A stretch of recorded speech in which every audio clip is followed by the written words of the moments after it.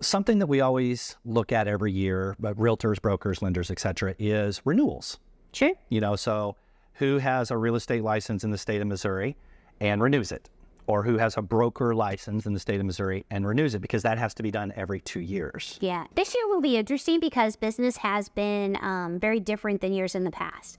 So personally, I'll be pretty curious to see what happens, what the numbers look like. I would expect them to come down. There are less players in the game when the game isn't as fun and easy and exciting.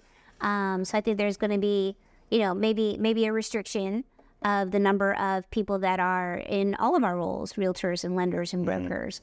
And that's, shrinking to fit the size of the business that's happening. So, that's fair to expect. What's your take on it as far as the realtor side and even more thoroughly the broker side? Yeah. Well, so as a real estate broker, I'm responsible to making sure that anyone who's licensed in our brokerage does their renewal. And, we're great here, but I do know, because I've lived through this cycle earlier actually at the start of my career. Sure.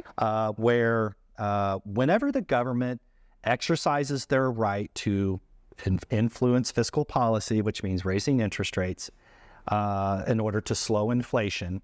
Well, when you slow inflation, people stop spending. When people stop spending, unemployment goes up. And unemployment isn't just, your Walmart person or your UPS driver, people like that.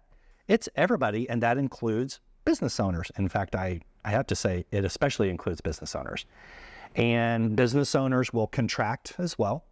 And for anyone who's in a sales position, whether it's insurance, auto, or being a realtor, if the demand slows down for purchasing and selling homes, and you're in a position to where you're counting on that income and you have to make alternative choices, that's what's going to happen. Sure. On the lender side, it goes a little deeper too. The last couple of years, we had an environment where there was a refinance opportunity, right? So when that dried up, just last year, we saw so many people getting out of our industry.